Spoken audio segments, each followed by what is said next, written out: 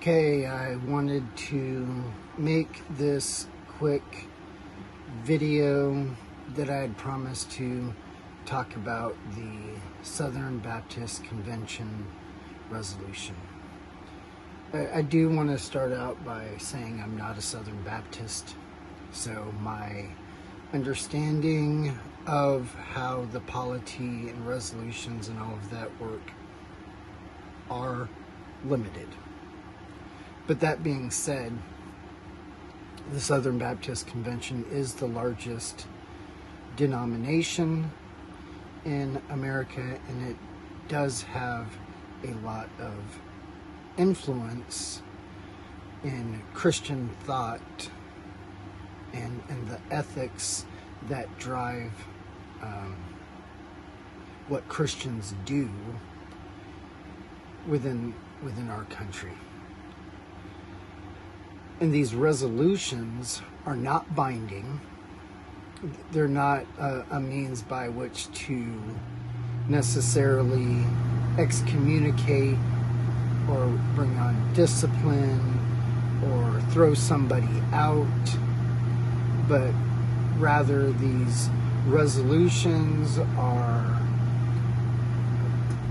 really to show the ethos of the churches that cooperate together, right? So these resolutions show the trajectory of the thought and ethic and priorities of the churches that join together in cooperation in this denomination. Now, the Baptists are a form of independency, so that there's no authority over the churches apart from Christ himself. So the resolutions don't carry weight in that sense. But they are important. They show Baptists themselves, as well as the greater Christian community and even the nation, where the state of Southern Baptist thought is. Right? So it's a good indicator of what Baptists in the convention generally think about any given topic.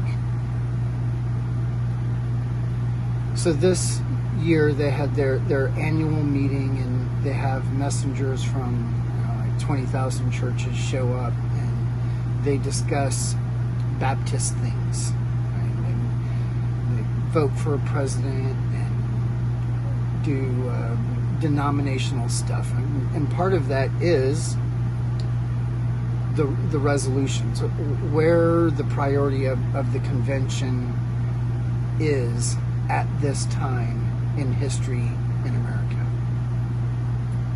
So a bunch of pastors, Southern Baptist pastors, got together and wrote a resolution last year, and they sent it into the committee. Now I'm going to discuss why I think what happened was a good thing, right? So they sent this resolution to the committee. The committee declined to present it to the floor of the Baptist Convention. And they cited another resolution that dealt with the funding, taxpayer funding of abortions or something like that. Now, there is a rule that they have that with a 2/3 majority vote from the floor, they can bring a resolution out of committee. And apparently this is not something that has happened before, or if it has, it's been a long time ago. It's not a normal thing. And in fact, I think the last thing that I heard was that for sure it hasn't happened since 1979, right? So this is not a normal function. The elites, the leadership of the convention, of the institution itself, tried to squash even hearing this resolution. But it was so popular to even talk about that there was a motion from the floor to bring it to the floor. Not only did they get the 2/3 vote that was needed, I'm hearing numbers around 85-90% of the messengers, that's of the 20,000 churches that were represented, voted to hear and discuss and debate this resolution. That right there is a very important indicator. It's something that I think is good. You have the institution that's trying to squash any discussion of the idea of abolition, and you have this grassroots movement of the people telling the institution, no, this is an important topic for us, we want to discuss it. I think there are a lot of similarities to what we see happening in the state legislators in the sessions that are going on, where you have institutional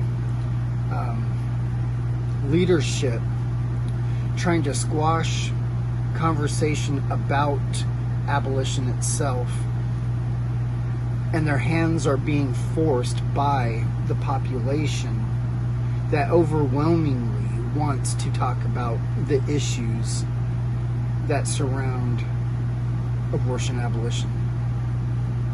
So I think that's really good, for a couple of reasons. One, it shows what the institution and the leadership are doing. It's exposing them, but it's also exposing that people are craving justice, that people are getting tired of just talking points that are told to them, and they really want to go to a biblical understanding. What has God really said about this issue? Let's discuss it, let's debate it, and let's do what God has said. So I think that's very good. As it got brought up, you see the leadership taking several maneuvers to, again, stop the conversation, whether it was through cutting off debate on the other resolution, when there was an amendment trying to add to it the aspects of the abolition resolution to the Hyde Amendment one. There were very clear and distinct maneuvers that were made by leadership, made by the institution itself, to do what they could to prevent this discussion from happening. So I think it's a very good thing that that's exposed, and I think it's a good thing that they failed in keeping a lid on this topic from being discussed. So even during the debate and during the discussion, a lot of good things were said, and even objections that were being raised, I think, are legitimate questions that need to be answered. And we do have answers for them. The other thing that I think is really telling is there was an amendment that was made to this resolution, and it was the only amendment that was brought up was to add the word alone when dealing with some of the strategy stuff.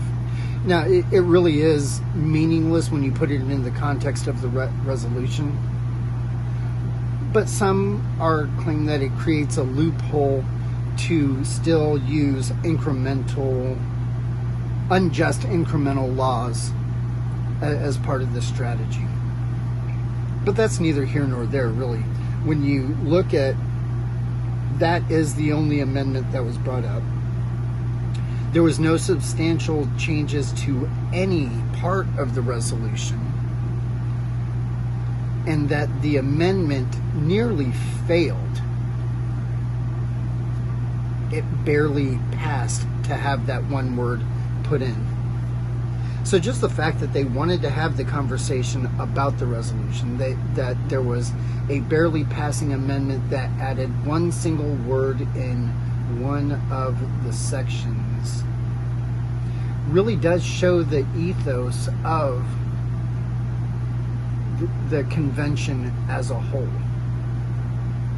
Now, why else do I think this is a good thing?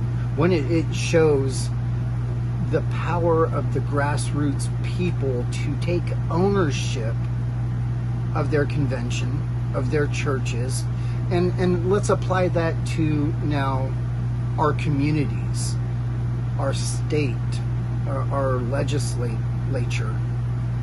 It's showing what will happen when people demand that their voices are heard, that discussion happens on a topic. Now, what I'm not saying is that the Southern Baptist Convention, in voting on this, are abolitionists. I would argue that the vast majority of them do not have a full understanding of the stark differences between incremental legislation and immediatist legislation. Most of them, I would argue, don't have a full understanding of the implications behind certain aspects of what is a just law, for example. But what's encouraging it is that they want to have that discussion. One thing that I've noticed over the past day since this has gone down is, one, the industry leaders, institution leadership within the convention have come out hard against the passing of this resolution. Like Scott Klusendorf and a whole number of people, Denny Burt, a couple of other people. The guy on the committee to let out resolutions, they've all come out vocally against the passing of this bill, calling it a shame and everything. That should tell you something about what they think. But another interesting thing that has happened is now Christians, Southern Baptists in general, have been reaching out in their various states asking for more information, not just about the resolution, but about what it means, about the distinctions that are being made in the resolution. This right there should also be seen as a big win for education, right? An opportunity for us to honestly, civilly engage in dialogue with people that are sincerely asking questions. I think this is a big turning point for abortion and how we look at it in the broader Christian church. Like I said, this is the largest Christian denomination in America.